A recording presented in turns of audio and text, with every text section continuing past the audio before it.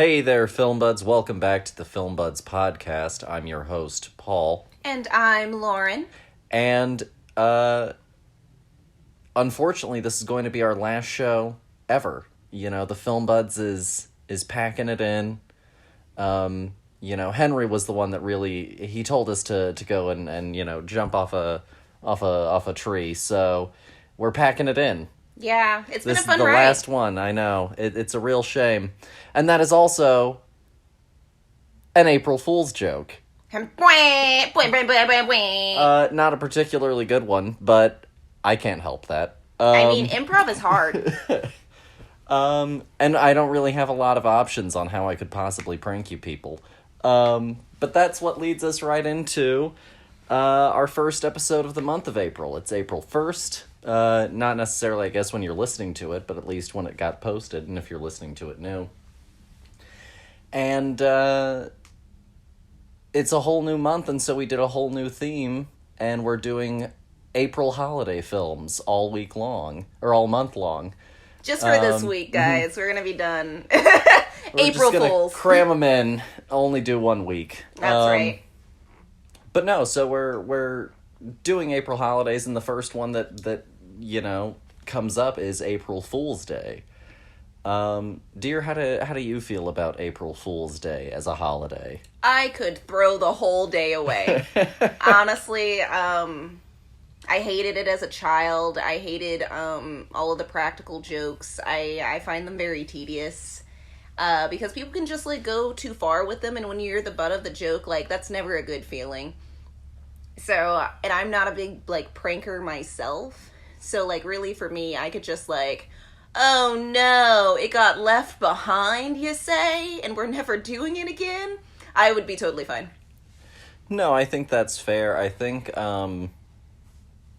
it used to be a bigger thing when we were younger. I feel like it has lost some of its edge, but I also feel like that's partially to do with the internet.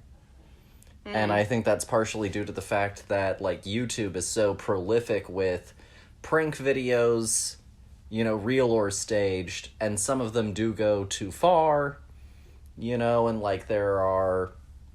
there used to be vines, of married couples that would pull pranks on each other, and, that was the entire history of, their presence on Vine.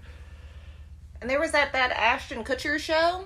Punk'd. Yeah! Mm-hmm. God. And so I think that, between some of the TV shows that you had, but then also especially because of the, internet proliferation, most people decided that they weren't for it, especially since, things were just getting more and more almost mean-spirited. Yeah. And I feel like what people weren't really in the mood for, and still aren't in the mood for, is a joke being played on them.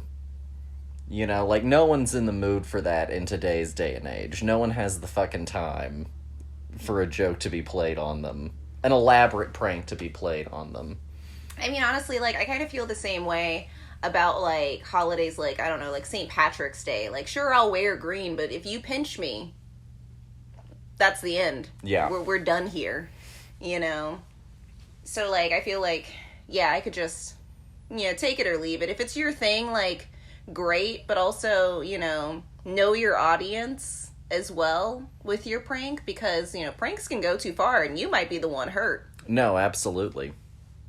And that is something that ended up happening, to your point, with some of those YouTube pranks. Some of those people took things too far and ended up finding themselves in trouble. But enough about that. As I said, we're doing April holidays, and the first one is April Fool's Day, and so we decided that we would do April Fool's Day movies. The thing is, there are certain holidays that are done ad nauseum in film and TV. Christmas, Valentine's Day, Halloween, yeah, New Year's Eve even. And then there are some where they just, completely live on the periphery of the holiday movie spectrum, or even TV show. Leap Year, they've got that one movie, and they've got the episode of 30 Rock, But beyond that, nothing really happens for leap year. I mean, Groundhog's Day has that movie, and also a musical that is based off of that movie. But nobody's over here really talking about them. So we decided to search April Fool's Day movies, and we discovered that there is a movie called April Fool's Day. And it just seemed, exactly perfectly up our alley. It was a horror film. It's a little bit off the beaten path. It's from the 80s, 86 to be exact. And so today, in honor of April Fool's Day, we're going to go and do the April Fool's Day movie. And as always, we have a clip, so take a listen. Paramount Pictures cordially invites you for a weekend getaway at the party to end all parties. This is the craziest party that could ever be. Don't turn on the lights, cause I don't want to see. April Fool. Welcome to my home and lifestyles of the rich and undeserving. Wrong. So that was April Fool's Day, directed by Fred Walton, written by Danilo Bach, starring Deborah Foreman, Griffin O'Neill, Clayton Rohner, Jay Barker, Deborah Goodrich, Tom Wilson, Amy Steele, and the premise is 9 college students staying at a friend's remote island mansion begin to fall victim to an unseen murderer over the April Fool's Day weekend, but nothing is as it seems. I think that's a pretty fair. We get some really absolute shit synopses sometimes. No, yeah, honestly, I think that's pretty much exactly what this movie is. Yeah. So before we jump too deep into the film itself, a little bit of background on April Fool's Day. So April 1st, pretty much from the BC era until the 1500s, this will all make sense in a second, was under the Julian calendar. And it was, a specific set of ways to map how long a year was, broken up into a certain number of months and a certain number of days, where leap years also accounted for certain days and so forth. But it was under a little bit of a false miscalculation, the Julian calendar. And they thought that there were a few days off from how many days there actually are in an average rotation of the sun, of the Earth around the sun. And so in 1582, Pope Gregory the 13th put forth that the Roman Empire and all of their Catholic province, in France and other places, were going to now begin to follow the Gregorian calendar. One of the big shifts that occurred with this is that April 1st in the Julian calendar was the beginning of the new year. It came with spring, right? Life sort of went through its full cycle of birth, age, diminishing, and death, and we started again. And so originally April 1st was the first day of the new year. And then in the Gregorian calendar, it switched to being January 1st. And it spread, that change was made in 1582, to be exact. But it actually took several, hundreds of years for it to really, take absolute full effect. 1700 was when certain places, officially did their full switch over. It feels like us doing the fallback, spring forward, daylight saving time stuff. Yeah. And so for a long time, especially because you had Catholic states and Protestant states and things like that, it took a while for this whole switchover to occur, for this change to happen.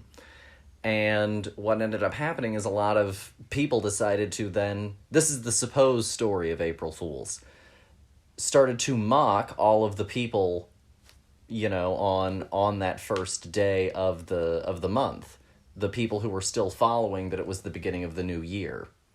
And so they would go and make these jokes of them and make fun of them and play little pranks on them, and those people were the April Fools. I'm sure that is completely accurate, but literally every time we talk about the April Fool, all I can think about is the character from Fairly Odd Parents, who's the spoof on what is his name? The comedian. Seinfeld. Yes, Jerry Seinfeld. Yeah. So you've been talking about very serious stuff, and I've been like, literally thinking about that. No, and that's totally fair. I honestly regularly forget about the April Fool. And so that's a little bit of the backstory. I really enjoy that history for the holiday because I think that it's funny how, like, shrug-worthy the holiday is versus how fascinating the history of the holiday itself is. And also, I also believe this wholeheartedly because people are cruel. Well, and also it's human nature. What I find also particularly fascinating about it is the fact that I think sometimes we, in a modern setting, look at the world as how established it is and go, well, we can't possibly do anything like that would really dramatically, like, change or shake things up. Mm-hmm. And, back in 1582, some guy was like, we're gonna redo the entire fucking calendar. And, like, can you imagine trying to suggest in today's world doing something as radical as we're going to completely redo the fucking calendar? You know what? I think that somebody should make a movie that is like the theoretical happenstance of what, if we did this in modern times, what would become of it, And so I think that, like, I like that story because it's one of these instances of history radically reshaping the world in a context that also isn't really that old. And I know that it's kind of weird to say 1500, isn't that old. But if you look at the context of, like, all of human society, all of the history of the earth itself, billions of years, I think that sometimes we can get really stuck in this mindset of, like, well, that's how it's been done. That's the way it's been done. No, I completely understand that. That's how I felt when I was doing my whole, like, deep dive into Christmas. Mm-hmm. Was how much we picked and we chose things over an expansive period of time instead of it all just existing exactly how it is now, but, like, for hundreds of years, and that wasn't the case. And it's just really fascinating to see, where and now we just accept it, and if we tried to change it, exactly, it would be a shit show. Yeah, people would be up in arms. There would be pitchforks and whatnot. Because there would just be people who couldn't fathom the notion of changing it because they've been so accepting of what it is. Yes, exactly. And it's very, like, cemented. Mm-hmm. Almost like how people, like, view the Constitution or something. They're like, we can't possibly change it. We couldn't ever ratify a new Constitution, even though that's exactly what they did. We absolutely could. Yeah, and they totally left room for, for advancements. It's like an issue of being able to imagine something, You watch, like, a reality show, like one of these HGTV shows, and someone brings a couple into the home. Sorry, we're a little bit off track. Someone brings a couple into the home, and they're like, I can't possibly understand what this room could be. Yeah. But on a macro level of, well, I can't possibly imagine changing the calendar. No, yeah, but that's also why I equated it to us doing the time change, Yeah. It took us so long to get here. So long. And who knows, it might not even last. No, honestly, I mean, it didn't last in the 70s. So, but now that you have a little bit of background on the history of the holiday, on our opinions on it, and on the background of the movie itself, let's jump into it more earnestly. Dear, what did you think of April Fool's Day? okay, I really liked this movie. And not for, like, any of the reasons that I was truly expecting to. Like, I thought that, you know, a whole movie, a horror movie about the holiday April Fools, I was like, they're gonna do too much. It's gonna be too hokey. The acting is gonna be very tongue-in-cheek. They're gonna be constantly, like, nudging the audience the whole time. Like, you liked it? You know, it's funny. Whereas, like, I felt like they took this really... I don't know, annoying holiday and kind of, like, put it in a reality that I could believe. And there were points where, like, you would start to see the same gags done on different people at different points in the movie, which I found very effective, because now, you know, people are dying and they have to get out of the house, and, of course, that faulty fucking doorknob, you know, or whatever. I thought that it was really clever how consistent everything was, but also, like, the fact that kind of everybody was, like, equally annoyed with the whole idea of, like, this house being decked out for this holiday specifically in such an elaborate fashion. And I thought that, like, the twist was really good, and it kept fucking getting me. And I was like, damn it, how on earth, how many times is this movie gonna trick me? And I thought that was probably the biggest, like, surprise for me was the fact that I kept falling for the joke in this movie about falling for jokes.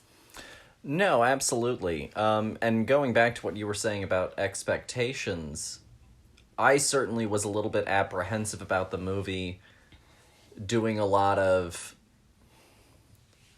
repeated fake-out gags. Mm-hmm. You know, a lot of repeated, oh, this person died, ah ha ha, that death was just a prank, and then 2 seconds later that person would actually die.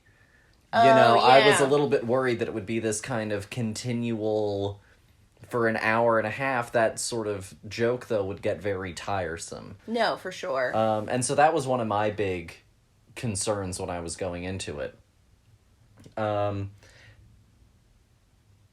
you know, all movies are a grab bag. You try and go in with, like, as little of an expectation as you can. And so even though I was going into it without too many expectations, I was also like, I haven't really heard anyone ever mention this. Right?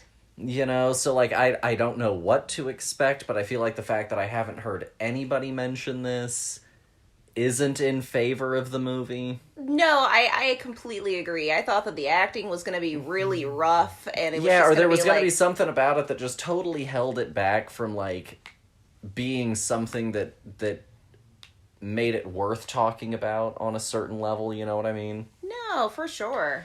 But no, I agree with you. I think that they managed to find some clever ways to kind of bring back certain ideas and certain jokes that they had sort of embedded were going to happen. A little bit of a Chekhov's gun kind of thing, you know? Mm-hmm. They also, you know, I mentioned it briefly in the website post about this. You talk about the twist ending. A twist ending is in and of itself on a certain level a prank. Yes. It's kind of the same exact structure as a prank. You have to get people to believe a certain reality is the absolute truth, mm-hmm. to then subvert that expectation in some kind of way. You know, a prank is usually doing it for some sort of comedic effect, whereas a movie can go and do it for some sort of dramatic or comedic effect, depending. Mm-hmm. But that's really what it is with that sort of thing. And going off of that, this movie is also a bit of a mashup. It is a slasher movie in the sense of there are people getting, you know, sort of killed. It's teens in an isolated location, mm-hmm. with faulty adult figures around. Mm-hmm. And they're getting chopped up, you know, and that sort of thing left, right, and center. But it also is a little bit of a whodunit. And they make that reference early on when they first get to the house of, oh, Agatha Christie, you know. Mm-hmm. Which, of course, you know, she's the one that created the the Poirot character, if I'm not mistaken. And she did a whole bunch of the sort of parlor room mysteries, you know, these sort of Clue-like stories of, well, who's the killer and how did it happen? And so I think that that's definitely an element that they're pulling on here, is it's kind of this whodunit parlor room mystery, not unlike almost Scream as well. That's what I was thinking. Okay, so I'm glad that you mentioned that, because I was like, this movie reminds me a lot of Scream, except in a slightly different direction. You know what I mean? Where it's like, who is the killer? Why are these people going missing? And it's, you know, very teen horror movie, because they are in an isolated location and they're getting picked off one at a time and nobody knows what's happening to another until we get to the climactic moment where it's all feels like it's encroaching on you. But also, no, for sure, I felt like it was very much like a, in the sense of the comedy as well of it, you know, everybody is very serious in it, which I think is very important when you're watching something, because the actors are your grounding force. Even if the script is terrible, if they believe everything that they're saying and doing is realistic and as honestly as they can, it can help you as the viewer believe that these things are also real. And so even though the stuff that was happening was funny, for them it wasn't. And I think that that's like something that also really reminds me a lot of the Scream franchise, whereas like for us it's amusing, but for them it's serious. And that can be really difficult if you have the wrong balance. And I was truly pleasantly surprised by this movie, because also like 80s horror movies can be really like a flip of the coin of whether or not it's good or bad. And I genuinely was like, Giveth and they taketh kind of thing. no, yeah. And I was like, no. I had a true blast watching this movie, to the point where like it made me mad every time I fell for it. I was like, son of a bitch, again? Really?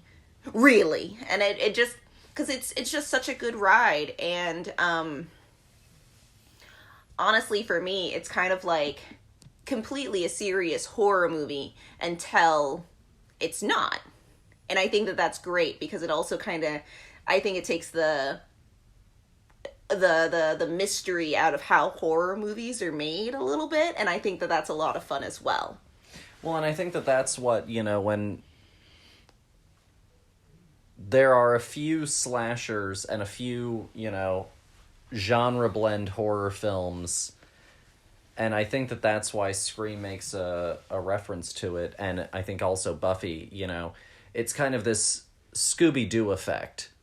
You know, it's Scooby-Doo could easily be set up essentially as a slasher story.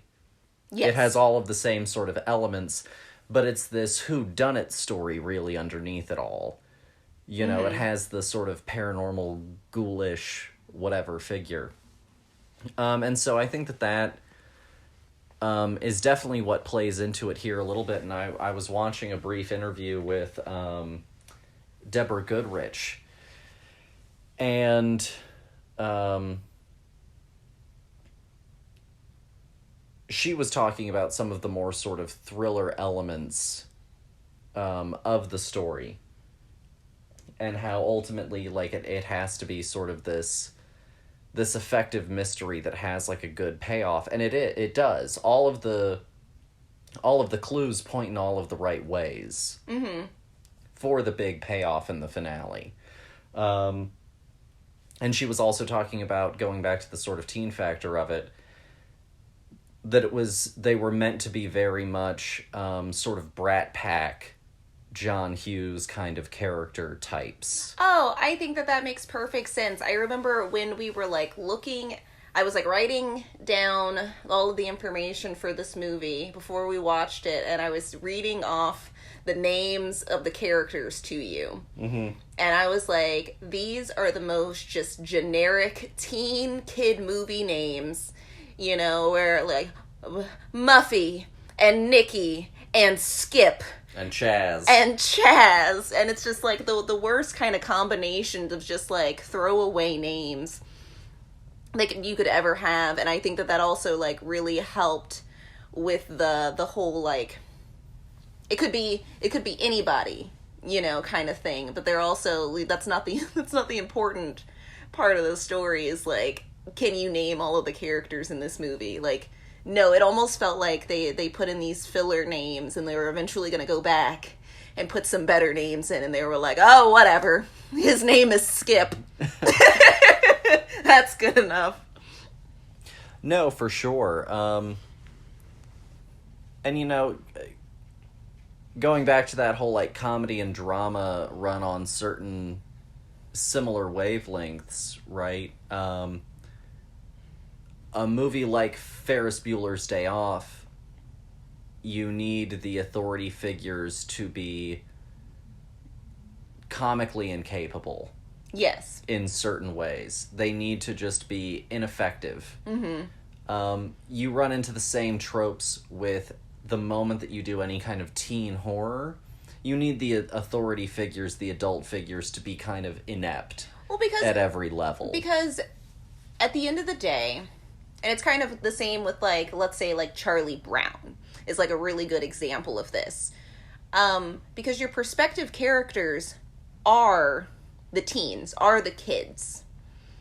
And so to them, of course, from their perspective, adults are worthless. I know what I'm doing. All you hear is the wah, wah, wah, wah, wah. You know, it's nothing because I'm figuring myself out in this world, and you can't tell me anything. And so, like, I think that it's always a better, more effective choice for anything that's centered around youth to then have to have the authority figures, the adults in the situation completely just worthless, because otherwise, if they were actually good parents, it would undermine so much of what ends up being the dramatic beats later. Exactly. And honestly, like, half of the stuff that happens to our main character probably wouldn't happen if the adults were better at being adults. Home Alone doesn't happen.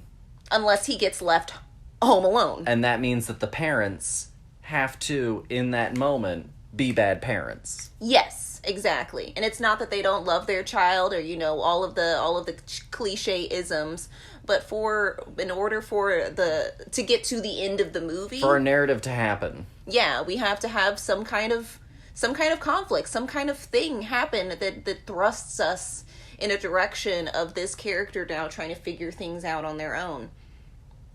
And so, no, I think that it's hilarious, you know, in this, that we've got literally somebody called the Ferryman. Like, he doesn't even get, like, a real name in this. Like, he gets a very, like, Scooby-Doo villain kind of name. Like, oh, it's the Ferryman. Yeah. No, I really agree with you completely. And, like, it has a whole bunch of, especially for the 80s, like, recognizable faces. You know, I mentioned Amy Steele and Tom Wilson. Amy Steele is our final girl in Friday the 13th Part 2. Mm-hmm. Tom Wilson is Biff from the Back to the Future films. So it also has that sort of fun time capsule nature of it as well, of what were these actors that we know for the things that were big doing at that time as well, because not everything that an actor does, especially in their early career, are the things that get remembered, you know, throughout all of time. No, yeah. And like, even you were talking about Deborah Goodrich. Deborah Goodrich. It's hard because there are two people named Deborah in this cast. Deborah Goodrich, and like, I swear I know her from something. She looks so familiar, but she was like my runaway in the cast for me. Like, she was so good. Like, I couldn't stop watching her. Well, and what's funny is she also is the one that ended up leaving acting completely, and now she's a thriller writer. No, yeah, and I think that's perfect. I think that this is entirely her niche. Like, she found her people. Her calling. Yeah, exactly. So Do you have any other thoughts on April Fool's Day? Do we want to talk about the twist at all? I mean, we can. I was hemming and hawing over whether or not we should talk about it, because like I do want people to watch it too. I think that it's a good movie. Yeah. We'll talk about it a little bit. So, if you don't want to hear it, we've got time codes about when the next part of the conversation picks up. Do we want to rate it before we Yeah, do spoilers? for sure. Okay. Why don't you go ahead and kick us off? I think that I'm gonna give this movie a solid 4. I really enjoyed it. I hate the whole holiday, and that's a lot of the movie and a lot of the setup, but I really think that it's like I'd rewatch this movie. I thought that it was a great time, and like honestly, now that I know how it ends, like I would love to rewatch it and see how we build to that. So yeah, I'm gonna go 4 out of 5. You know, a nice, just right under. You know, I don't know. I was gonna give it like a grade in school, and then I was like, well, never mind, because that's like an 80, and that's like a C. So never mind. No, I think that a 4 is fair. I'm gonna go 3.5. Okay. I think there are some ways that you could have made some tweaks and some improvements along the way, but for the most part, I think that I was pretty satisfied with it. I think that you could have,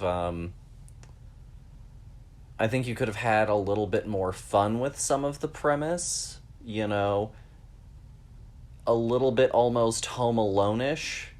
You know, in some of the ridiculousness of some of the setups that you could have done for pranks. Mm-hmm. That I think could have given it a little bit of fun in that regard. But for the most part, no. I think that it's really effective. I think it's a good little movie. Well, that's, I think, okay, I understand you wanting to go like a little further into it, but like as somebody who like actively despises being pranked, like I was totally on the side of every time like she fucking turned on that faucet and got sprayed, and like every time was just like so frustrated with it because you forget and then it happens again, and it was just, I was like, yeah, no, this is the right kind of reactions to these things as somebody who is, you know. No, for sure. But other than that, very effective, very clean little movie. Yeah, for sure. So the finale, it gets revealed that this entire mystery of the island, and essentially literally every single death that has happened, has been an elaborate hoax. All of them are pranks.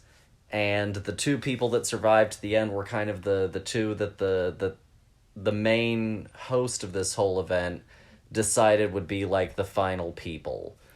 Well, okay.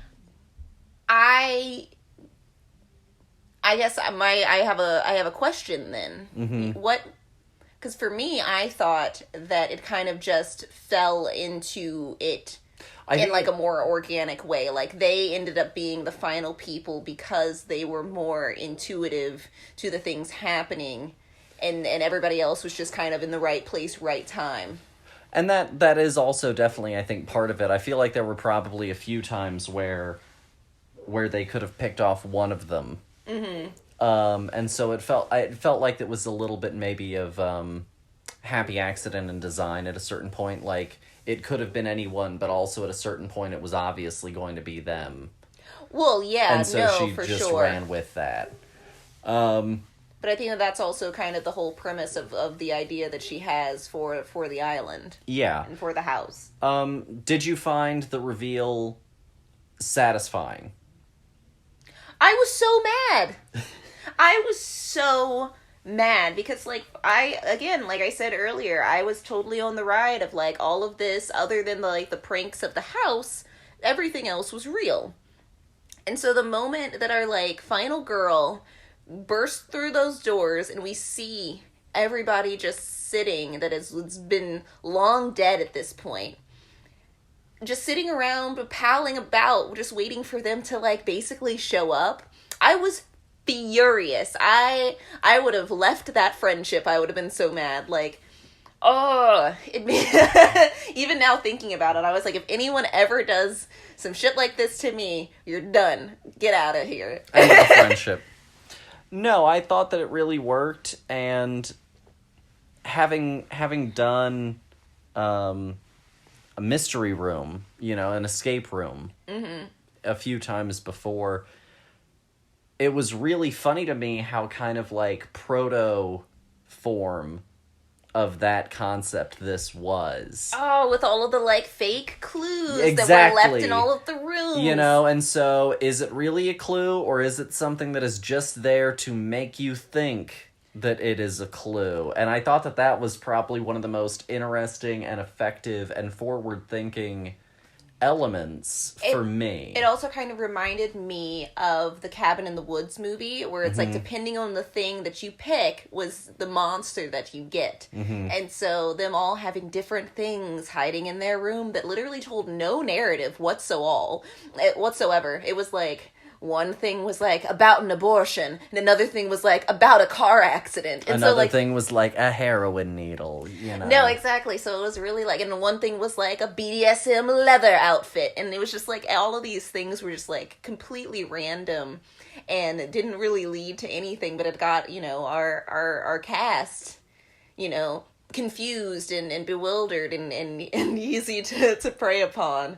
Gosh, but that one jump scare in the basement really got me with the painting and the eyeballs. The good. other thing that I was going to say was that once you also get to the point of like, oh, it's all this fake put on thing, that also felt like not the running joke, but one of the big reveals and jokes of Halloween Resurrection. Where, it's this reality TV program, and we've gone in and we've staged the house to have the mystery of Michael Myers. And all of the people who are watching it live are like, is it real? Is it not? I think that this is all fake. Like, no, I think that's definitely probably like a brainchild of this, But overall, no, I definitely thought that it was a very, very effective finale. No, a very, very effective moment, and for the most part, I had a really great time with this movie. This is one of those that I think that you could adapt, maybe not do multiple sequels, but do, like, a really good, modern, new version of this. No, yeah, like, everybody's over here bringing back the big dogs. Like, I could totally, completely the same idea, but, like, a completely different, set of circumstances, characters, location. Like, we could really just like have this be an interesting reboot, rehash, kind of, I had a word, it's gone now, revamp, I don't know. No, like, if you went and gave this to someone like Fede Alvarez, who did, like, the Evil Dead remake and, like, the new Texas Chainsaw movie, gave it to someone who has, like, some of that sensibility of ghoulish fun, in some of their storytelling aesthetic already, who would also take it to that, like, little amped up level. Oh, yeah, for I think sure. that it could be a lot of fun. And, like, not saying that this movie didn't have some, like, pretty good effects. Like, There were some that I was like, oh, that's gross. You know, like it was perfectly a gory, fun fest. Good time. Honestly, like I would get a bunch of people and watch this movie together and have like a good night. No, definitely. I think you're right. This is definitely a sort of a good time for like a group kind of horror movie. Yeah. Well, I guess with all of that said, we should go ahead and move on. Sure. So to finish out our discussion, we're going to do a little bit of media news, but also a very quick, hopefully, I'll tell it as quick as I can, story. So we're recording Thursday. If you follow us on social media, you saw that yesterday I posted that I was going to a Slipknot concert with friend of the show, Nick Delgadillo. Party animal, friend of the show, Nick Delgadillo. So Nick and I are very, very close, and we're very, very similar in many ways, but one of the ways that we probably do differ the most is in some of our musical taste. He has, like, very wide taste. Honestly, I guess between the two of us, I probably do have the slightly more, like, narrow music taste than Nick does. Nick really loves, like, a whole wide range of music, and loves live concert performance. That boy's gonna go deaf. Yeah, he should probably invest in earplugs. And so he hit me up, and, like, me and Nick have been to several concerts together. We went, I think the first band that he and I saw together was a band called 10 Years, which is a whole show, and a whole experience that I won't get into on this broadcast. And then we also saw, like, Foo Fighters together, when they came to Greensboro. We have seen Alice Cooper together, and so he hit me up late last week over the weekend and asked if I wanted to go with him to this Slipknot concert in Charleston, and we're in the Charlotte area, and I hemmed and hawed over it, but I was like, you know what, Slipknot is one of those bands that it's a very iconic band. It's worth it to just sort of bucket list items say that, like, I went and saw a Slipknot concert. I don't know any Slipknot music. I couldn't name you a song from Slipknot off the top of my head right now. And I even just saw them last night. Like, absolute no Slipknot knowledge. Dear, how about... Well, I know that you were of the same kind of boat as me. Well, I mean, the same kind of boat. At least, you guys have, like, talked about Slipknot a lot. Like, I've heard this name thrown out several times. I had, like, created a whole mental image of what they looked like, which was, one, completely wrong, to a horrifying amount, and two, I had the complete wrong kind of genre of music for said band. Literally, until we got back together, I had never heard of this band at all. Not once. I didn't know that there was a band called Slipknot. I didn't know that they had a plethora of fans. I didn't know. Not a bit. And, so the other day you were like, we're gonna go to this concert, and I was like, have fun, and I looked him up, and I was like, oh, wow, like, my mental image was just so utterly and completely wrong.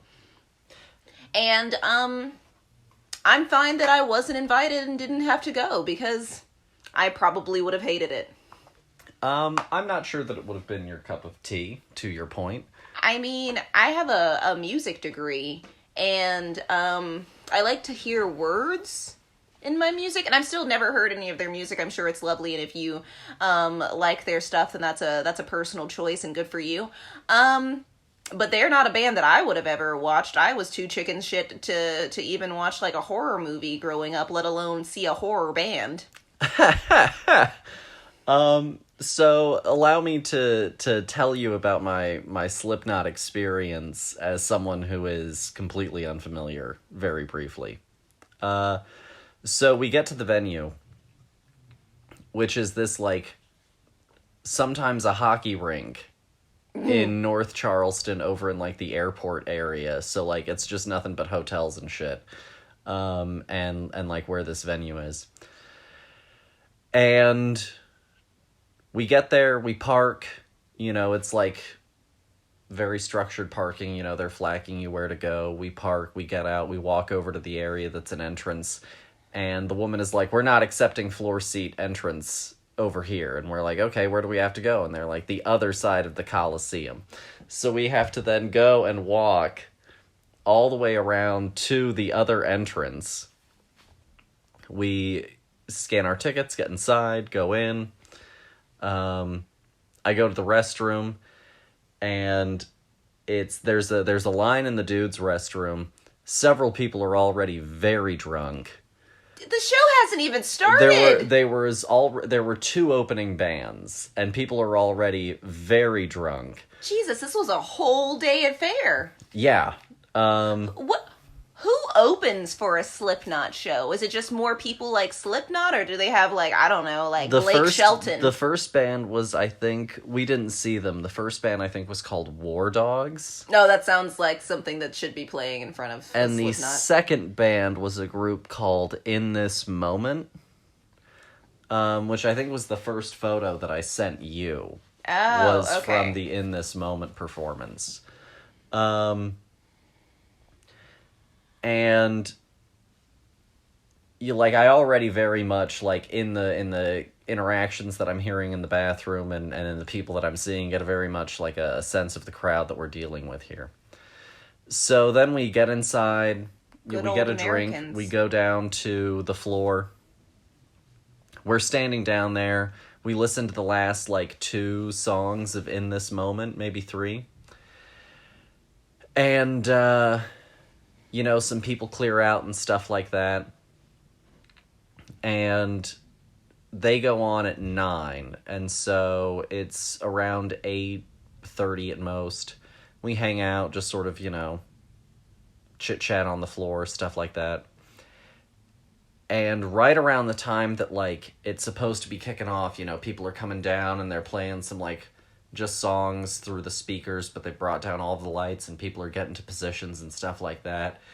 And in this really, like, movie moment, like, I'm just sort of looking around, watching the crowd and stuff like that, and I see these people come rushing up, and I look to my right, and I see this woman walking to cross over to where she needs to get, and the group of, like, teenagers just, like, smack right into her, knock her beer out of her hand, the beer hits the ground, they're instantly gone in the crowd, you can't see at all who it is, and, like, the music is, like, now officially just starting to go. And it's like, oh wow, this show is, like, beginning, and this is the first thing that happens. It was this very wonderful little interesting visual moment, and the woman was so distraught at losing her beer, but you could also see that, like, she knew that the music was about to start, and she was not about to commit to going all the way back upstairs to getting another beer. And I love how, I'm sorry. I love that you described what I could only imagine from her perspective as a wonderful visual experience. Yeah, because literally for her, that was probably just like a son of a bitch moment. Like, well, I just wasted $20 on overpriced beer. No, but, comedy and tragedy. And so, then they get into it, and I think they get through, like, one whole song-ish, and suddenly I see this, like, shirtless dude coming through the crowd, and he just has no real solid motor control at this point. Arms are just kind of going everywhere. He doesn't have a lot of central body support, and he is just stumbling around, trying to get away from, like, his 2 friends that are trying to corral him. And as he, like, comes by Nick is sitting there, air drumming away, having a great time, and this guy sees Nick and is like, oh, don't mind if and he starts to, like, air drum along with Nick as he, like, runs away in a dash, trying to get away from his friends that are trying to corral him. Every time you describe somebody coming and going in a dash, it makes me think of the Harry Potter when they're at the World Cup and everybody's just running around and they lose Harry. You could have lost someone here. And I'm sure, because also it didn't seem like a lot of people wanted to be found either. They finally sort of get him over toward the stairs, and they're trying to get him up the stairs, and it's not going in his favor at all. And security notices, or event staff notice, and they show up, and then, like, security for the event shows up, but then security for the event realizes that they're in too deep, and so then the real police show up, and before you know it, like in a flash, like somehow this guy is up the stairs and just out of there. Well, no wonder you didn't hear any of the songs or know any of them now. Is because you weren't actually. This is what me at church is like. The sermon is happening, but I'm too busy watching the people. And this was all within the first 2 songs of the whole show, and so by like song 2, someone's getting taken out of there because they are just gone. Man was absolutely obliterated. But then the rest of the show was honestly incredibly uneventful. They kind of got out some of this weird energy, like right up there at the front, and then it just sort of leveled off, and it was pretty much what you expected from there, which is like music so loud that it makes your skin vibrate. And a lot of people in cutoffs. And so I'm sorry. I love that you described it as something that you would expect, and that was not something that I expected. I'll tell you what. Everybody was wearing their Daisy Dukes? No, but there were a good number of people who had self-altered their clothing, definitely. Yeah, a lot of like muscle tees and whatnot. Oh yeah, for sure. There was this guy, and this is probably the next biggest highlight of it, which was that like every song, this man was at church. Every song for him was a religious experience. And there would come a moment in every song where he would just, both arms held out, just head all the way back, staring up at the sky, I guess.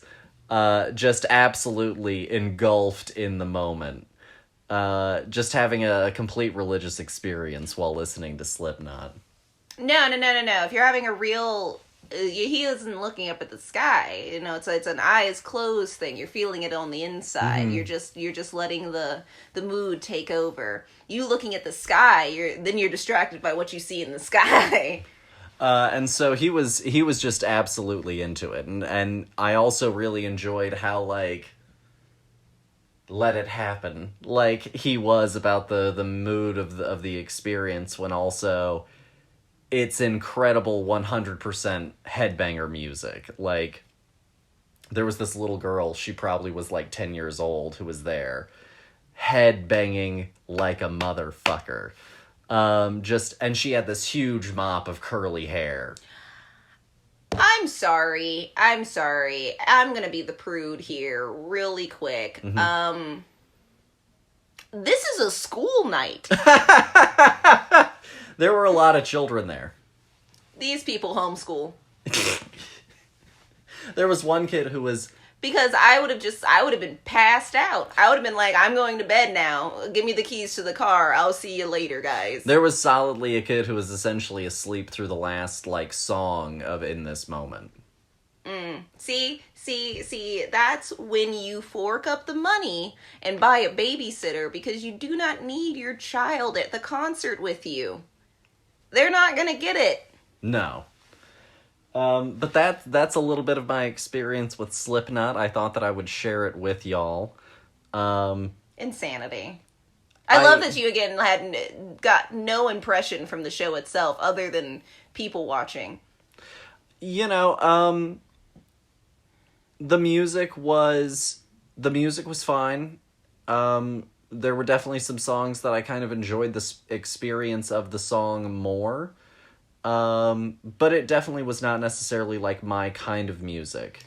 Okay. The Alice Cooper show was a better show for me, because also, like, Alice Cooper has a lot of theatricality and, like, set and costume changes and like, this sort of thing. Whereas, I really love all of the people, the bands that you talk about, where I go, this is the first time that I'm hearing about them, and I will nod and smile and go, oh, to this story. But it was good. I don't know that I would do another Slipknot concert. I think that's fair. So question for you. Is it anything like Metalocalypse from... Yeah. Oh, okay, cool. Like so, Bat Metal? Yeah. Yeah. So then I would have really just not enjoyed any of it, because also I like to hear the words of a song. Crazy concept, I know. But when you don't say them clearly, I go, well, this is just nonsense now. This is just white noise into a microphone with a bunch of loudness happening around it, and that's somebody's cup of tea. It's not mine. That man was downing water, and I imagine other things to try and soothe his throat in between every single song. Well, then that means he's also just not doing it well. He needs to learn how to do this screamo shit better, because there is a way to do it without hurting your vocals. Nick was telling me some interesting stuff, because he follows a lot of, very metal and heavier sort of bands. And he said that the lead singer of Korn has like an oxygen mask off stage, and he goes and like re-ups on oxygen at certain points throughout the performance, I guess, because he gets so like winded or maybe potentially lightheaded. That's concerning. I have never in my years of being a performer ever been like, I need oxygen stat. I've never even seen anyone do that unless they really need it. The only person that I have ever seen actively take oxygen was, what was it, 11th grade statistics with Mr. Goodwin. And that man, bring that up. That man rolled around with his oxygen. Mm-hmm. Sounded like Darth Vader. But that was my Slipknot experience. Amazing. Amazing. I hope that you all enjoyed listening to it. I'm glad that I literally stayed at home and had a nice quiet night. Yeah, with the folks, We had a great time watching whatever the hell animal show that was with Andy Serkis as the narrator. It took me a really long time to realize it was him too. I'm not even gonna lie about that. At first I was like, oh, it's some British dude, and I was like, wait, this isn't British. And then I started to go down a rabbit hole of who it could be, and then I realized that it was Andy Serkis talking about apes, which I felt was very fitting, considering of War of the Apes. Mm-hmm. He is. Mm-hmm. But no, so that was my experience, and now I guess we'll jump into some proper media news. See. We just watched 2 new trailers that have come out this week, or within the last week or so. The first one is for the new Alex Garland horror film Men. Alex Garland, for those of you who don't know, did Ex Machina. He did Annihilation. I think he was involved in the Dread movie with Carl Urban. Dear, what did you think of the Men trailer? Oh, I'm so excited about this movie. I can't wait to watch it. It looks so good. And it is so hard once you start to watch an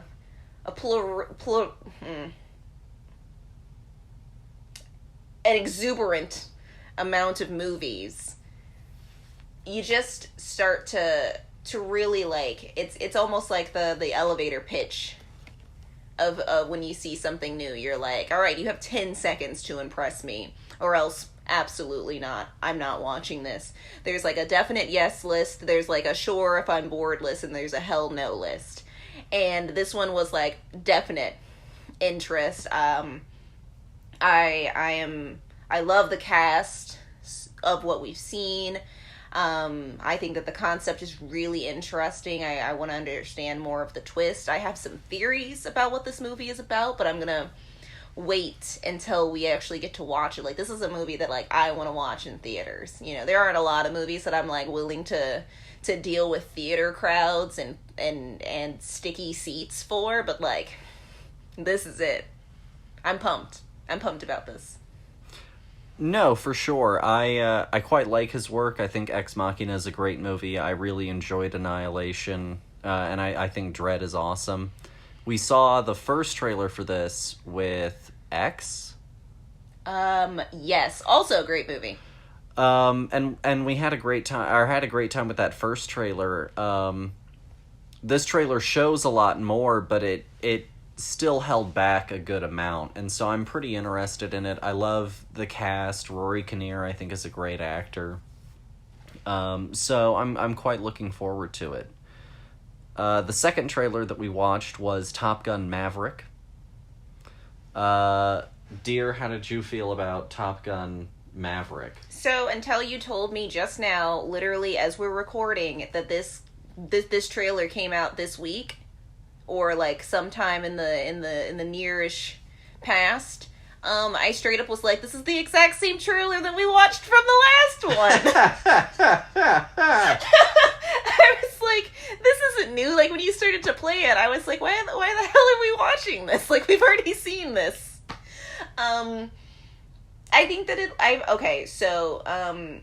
secret time. I have never seen Top Gun all the way through. Oh, okay. So I know all of the isms. I know all of the stuff about Top Gun, but like I've never actually watched the movie start to end 100% in one sitting. So this movie has really nothing in like a nostalgia vibes for me. Like, I'm just gonna go, all right, cool, look at all the stuff that they're doing to make it feel like the last one, like that dude's mustache. I really thought for the longest, until they were like, he was his son, that the mustache was just a choice that they were putting on his face to make him look like maybe he's not 16. Yeah.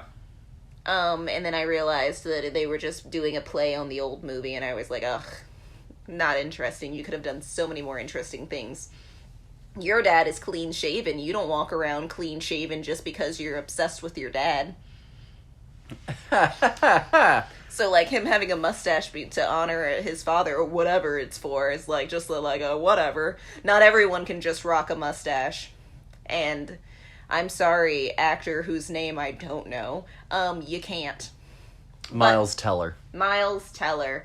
And I've enjoyed him in other things. I think that this movie is probably just going to be, a little under impressive. I think that it's going to try and be safe and hit all of those nostalgia buttons just so. And in doing that, we'll lose a lot of its, like, anything interesting that it could have done. No, I think that's all really fair. This is a much delayed movie. I think it was supposed to come out in 2020. This is one of the pandemic, sort of affected films.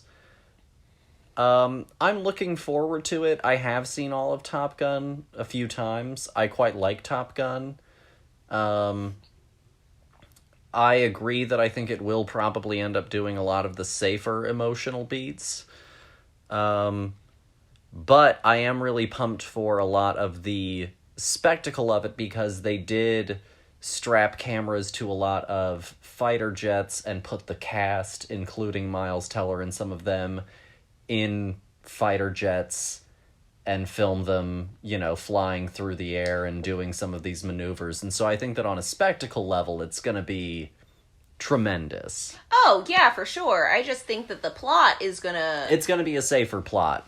Oh, yeah, if this is a potluck and all of the things that make a movie, like, get to come inside, like, oh no, the plot didn't get invited. I do know that this is also a movie that's been, like, kicked around for a long time, because originally they were trying to get this movie made with the first one's director, Tony Scott, and Tony Scott passed away. He committed suicide several years ago, and it went back into like a permanent hibernation, kind of thing for a little while after his immediate passing. So I'm pretty excited to have it. I don't think that it's going to be great, but I think that the spectacle of it will be tremendous. I'm curious to see how this movie is different from every other of this kind of movie that we've gotten. Legacy sequel stuff, yeah. Exactly, because, you've had so many things to see either flop or succeed before you. So, like, if you don't take any of that and you still make a pretty subpar movie, I'm going to be really disappointed. You're the kid who had the most time to study at this point. No, I think that's totally fair.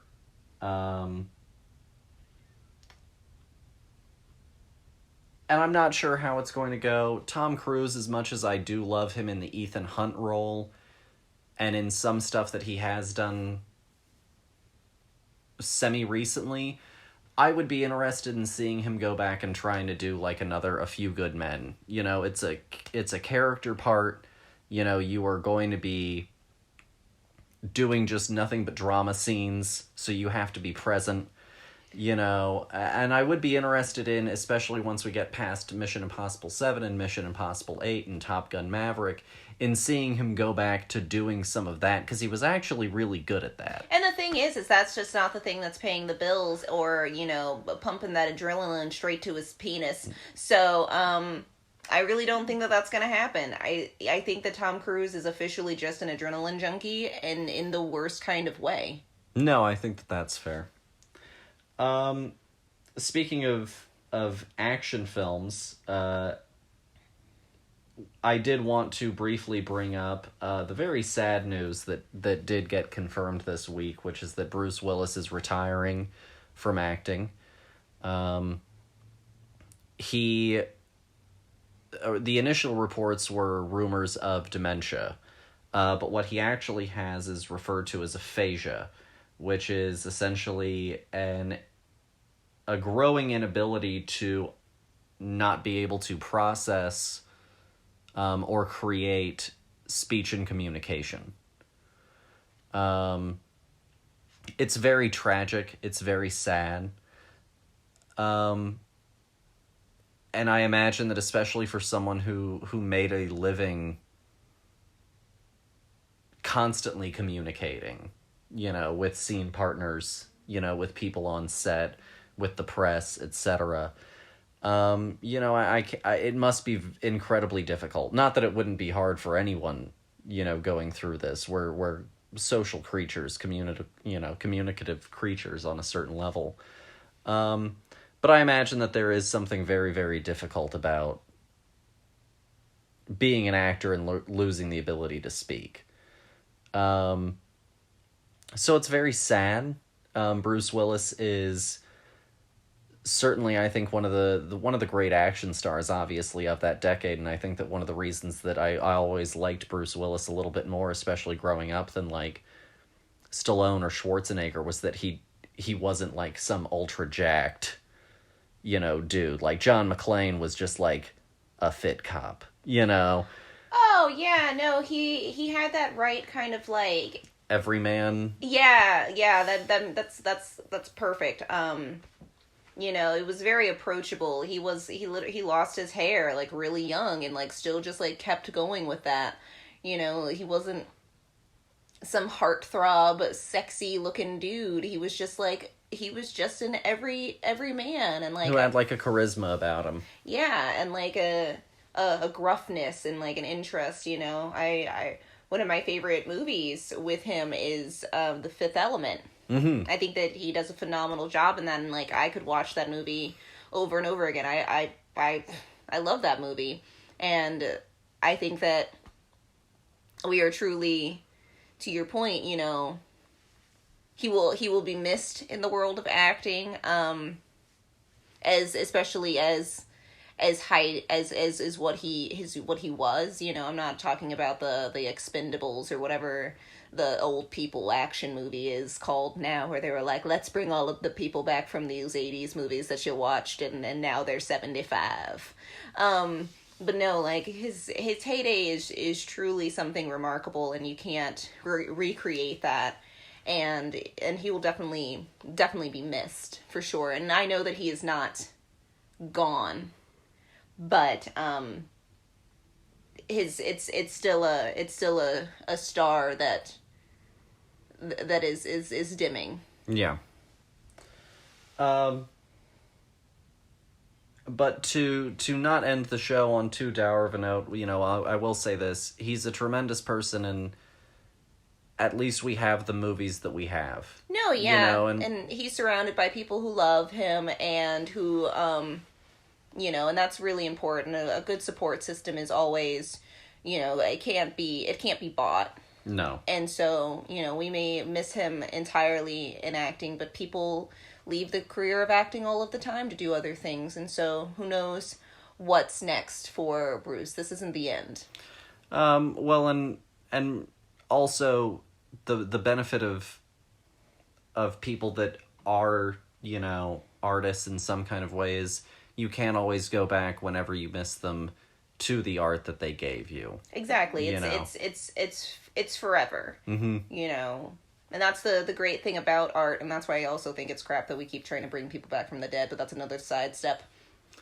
But to not leave on too down of a note, the last thing that I wanted to talk about was the Oscars, and not the thing that everyone else won't shut up about with the Oscars. I wanted to address some of the fun wins that we had that were a little bit more groundbreaking. So first of all, one of the big wins that we had at the Oscars this last week, Jane Campion became the third woman to win a directing award for an Academy Award for Best Director. Woo! There aren't a lot of women that have won. Before this, the only other two were Catherine Bigelow and Chloe Zhao.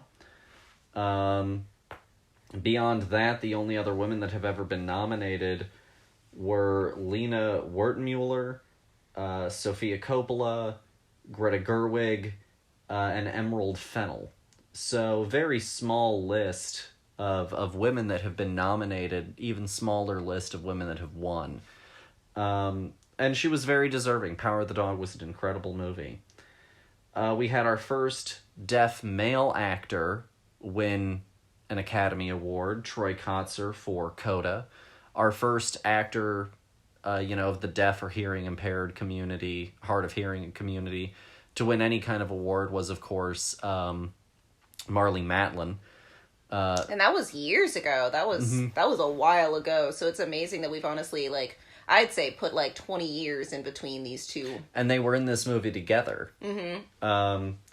And so he won for Best Supporting Actor. We had our first openly queer woman of color, Ariana DeBose, win Best Supporting Actor Female. Oh, I didn't know that she was openly queer. She does a great job as Anita. Mm-hmm. She's great as Anita. Real quickly,